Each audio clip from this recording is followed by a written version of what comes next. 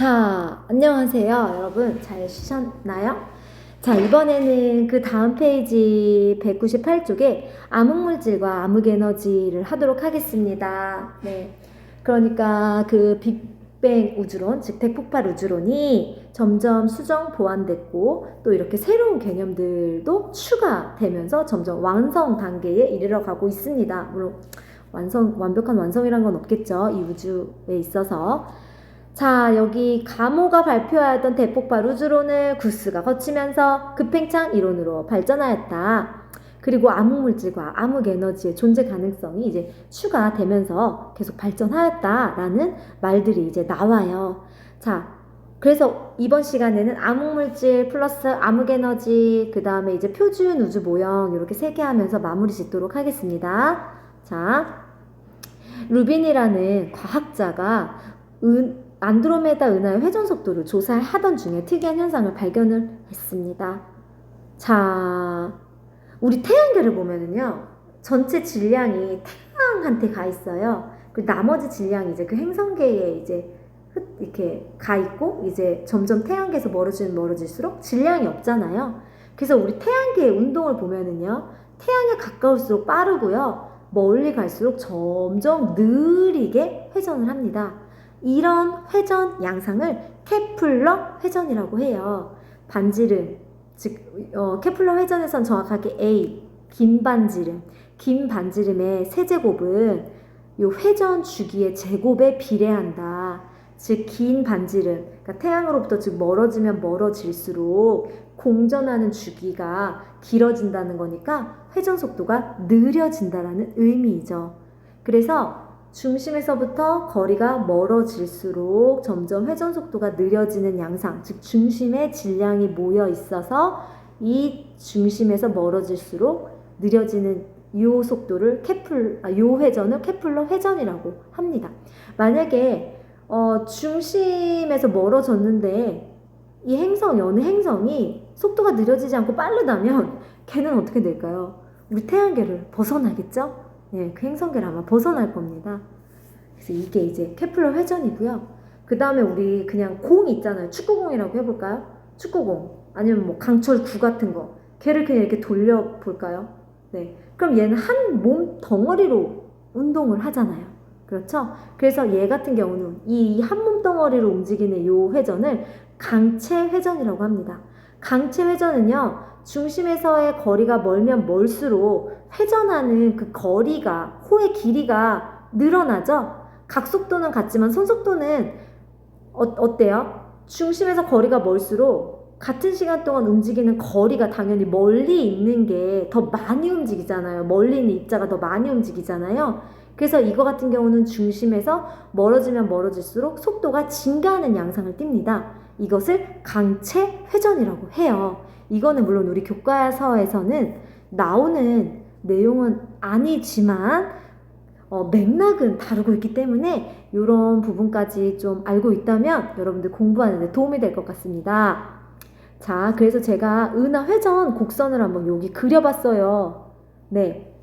자, 원래는 이제 보통 우리 은하, 뭐 안드로메다 은하도 나선형 은하인데, 나선형 은하 같은 거 보면 중앙 팽대부가 있고 이제 주변으로 갈수록 나선 팔처럼 이렇게 있잖아요. 그래서 우리가 딱 봤을 때는 물질의 대부분이 이 중앙 팽대부 부분에 좀 모여 있고, 그 다음에 나선 팔 부분으로 갈수록 좀 뭔가 이렇게 밀도가 덜 한 것처럼 보이는 거죠. 그쵸? 우리 눈에 봤을 때에는. 그래서 보통 과학자들이 생각하기에 은하 회전 속도가 마치 태양계처럼 중심에서는 좀 속도가 빠르다가 어쨌든 끝부분으로 갈수록 속도가 점점 느려질 거라고 예상을 했어요. 그런데 실제 안드로메다 은하의 회전 속도를 통해 그 회전 곡선을 분석해 보니까 속도가 느려지지 않았던 거죠. 아, 이런 기이한 현상이 나타나다니, 그쵸? 자, 그래서 한번 볼게요. 그래서 여기에서 이제 핵심적으로 다루고 있는 부분은 바로 요 부분입니다, 여러분. 요 나선팔 부분에 해당되는 부분이요. 요 중심부는 이제 제가 좀 쪼개서 이제 설명을 해놨는데, 중심부는 일단 강체 회전하고요. 그 다음에 이제 케플러 회전을 하는데, 우리 이제 케플러 회전하는 부분부터 이제 속도가 쭉 이제 낮아질 거야 라고 생각을 했단 말이죠. 점점 질량이 줄어드니까 점점 감소할 거야 라고 생각했는데 어느 순간부터 다시 증가하더니 일정하게 유지되더니 이런 살짝 증가하는 추세를 나타내는, 그러니까 즉 속도가 감소하지는 않았다. 이런 기이한 현상이 나타나게 된 겁니다. 왜일까? 분명히 이 회전 속도를 유지시키려면 뭔가 질량이 존재해야 되는데 말이죠. 네. 그런데 우리 눈에는 안 보이고 말이죠. 그래서 이렇게 질량을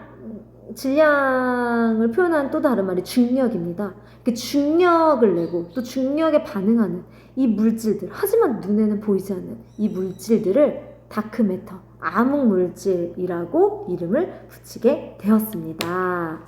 그래서 이 암흑물질은 중력이 작용을 하고요. 우리는 보이지 않지만 이 공간에 존재하면서 주변 뭐 별빛이라든지 그런 것들의 왜곡을 일으키는 주범인 거죠. 그래서 그 다음 페이지를 한번 볼까요? 네. 여기도 보면은 사진이 이제 두 개가 나와 있는데, 아휴, 왜 이렇게 느린 것인지요. 네, 역시나 그 눈에 보이지 않는 어떤 아니 얘는 눈에 보이지 않는 건 아니죠? 왜 안 껴져? 네, 중력 렌즈 효과가 나타나 있습니다. 중력 렌즈 효과 여러분 앞에서 다 배우셨지요? 중력 렌즈 효과. 네, 중력을 가진 물체 때문에 시공간이 그 주변에 휘어집니다.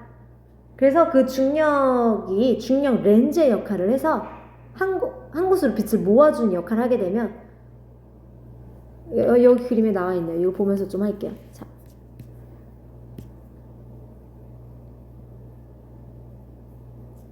여기 보면 요 은하가 있습니다. 여기 은하, 빛을 내는, 아이고 안 보여.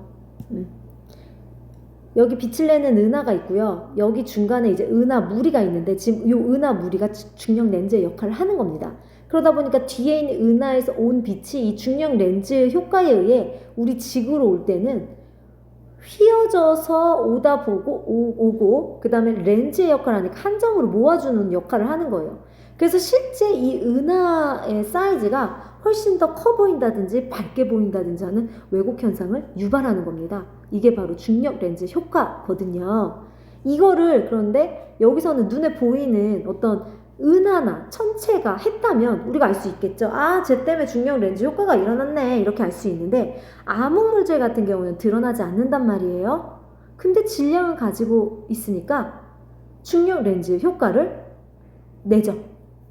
그래서 빛의 경로를 휘어지게 하기도 하고 그 다음에 주변의 별이나 은하의 운동을 교란시키기도 합니다.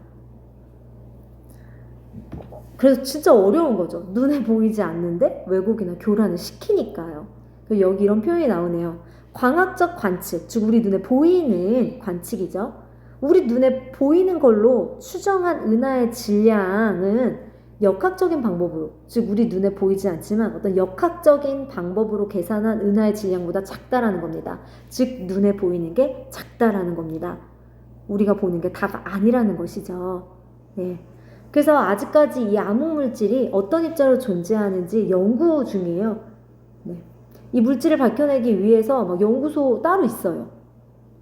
자, 그 다음에 이번엔 암흑에너지입니다. 암흑에너지. 자, 오늘날 우주는 빠른 속도로 팽창하고 있어요. 아까 가속 팽창 우주 했었죠. 이거는 팽창을 한다는 거는 중력에 반하는 어떤 힘이잖아요. 팽창이라는 거는 바깥으로 작용하는 거니까요. 그럼 뭔가 중력보다 더 큰 힘이 우주를 밀어내고 있는 건가? 생각할 수 있겠죠. 네. 그걸 어디서 찾고 있냐면 질량이 있는 물질의 인력과는 반대로 작용하는 그 진공 자체의 어떤 청력, 즉 밀어내는 힘이 있을 거다라고 생각하고 있습니다. 그래서 우주 공간 자체에 에너지가 있고 이 에너지는 우리가 지금까지 알고 있던 에너지와 달리 정체를 알 수 없기 때문에 암흑 에너지, 다크 에너지라고 부릅니다. 이 암흑 에너지는 우주 널리 퍼져 있고 청력, 즉 밀어내는 힘 있죠. 청력으로 작용을 해서 우주를 가속 팽창시키고 있다라고 예상을 하고 있습니다. 만약에 이 암흑 에너지보다 중력 물질이 더 많다면, 즉 암흑 물질이라든지 우리 눈에 보이는 천체들이라든지 이렇게 중력이 작용하는 질량을 가지고 있고 중력이 작용하는 요게 더 많다면 공간 자체의 청력을 이겨내고 뭔가 한 점으로 모일 수도 있을 거예요. 네. 한번 보자. 여기 노란색으로 친 부분을 한번 볼게요. 암흑 에너지가 없다면 우주 안에 있는 물질의 중력 때문에, 이 암흑 에너지가 없다는 얘기는 밀어내는 청력이 없는 지금 세계를 뜻해요. 그렇게 된다면 우주 안에 있는 물질의 중력 때문에 우주는 수축해야 하지만 현재의 우주의 팽창 속도는 더 빨라지고 있잖아요. 그 말은 뭐예요? 우주 안에 있는 물질의 중력을 모두 합친 것보다 훨씬 더 큰 암흑 에너지가 우주에 존재해서 그 암흑 에너지가 청력으로 작용한다는 거겠죠. 그런 말을 하고 있습니다. 그래서 짜잔, 이게 바로 이제 오늘 했던 가속 팽창, 극팽창 플러스 암흑 물질 플러스 암흑 에너지가 모두 들어간 표준 우주 모형입니다. 그래서 지금 이렇게 뭔가 팽창률을 나타내고 있어요. 요거 휙 하고 여기 가속 팽창을 하고 있죠. 여기 초반에는 확 하고 급팽창을 했죠. 네, 그런 거 나타내주고 있어요. 표준 우주 모형. 우리 눈에 보이는 별, 행성, 은하들이 차지하는 비율은 겨우 4.9%네요. 그럼 나머지 95.1%는 눈에 보이지 않는 물질들인데 이 중에 26.8이 암흑물질, 68.3%가 암흑에너지. 암흑에너지가 거의 암흑물질의 뭘까 한 2배 이상이네요. 그렇죠? 네, 차지한다. 아이고, 과연 우주의 비밀이 풀릴까요, 여러분? 자, 오늘 이렇게 했고요. 여기 마지막으로 하나만 우리 더 생각해 볼까요? 사고력 문제. 우주 공간에 분포하고 있는 암흑물질이 암흑에너지보다 많다면 우주는 어떤 미래를 맞이할까요? 암흑물질은 아까 말했던 것처럼 질량이 있고요. 중력이 작용을 합니다. 암흑에너지는 공간 자체 에너지로 청력이 작용한다고 되어 있었죠? 중력이 청력을 이길 경우에는 다시 한 점으로 모이면서 수축하겠죠. 그쵸? 하지만 지금은 청력이 더 우세하기 때문에 우주가 가속 팽창하고 있습니다. 오늘 수업은 여기까지 할게요. 근데 여러분 뒤에까지 문제까지 꼼꼼히 쭉쭉 풀어봐 주세요. 아이고, 2주 동안 원격으로 진행이 돼서 우리가 수업 때 만날 수 없고 원격이 끝나면 바로 기말고사를 치르게 될 것 같습니다. 그래서 힘들겠지만 집에서 여러분 리듬 깨지지 않게 잘 생활하면서 열심히 시험 공부며 그런 여러 공부했으면 좋겠습니다. 그리고 질문이 있는 학생들은 그 구글 시트 잘 활용해 주시고요. 아마 제 번호를 대부분 알고 있지 않을까 싶어요. 그래서 좀 연락을 주십시오. 아직 안 올린 부분들도 곧 올리겠습니다.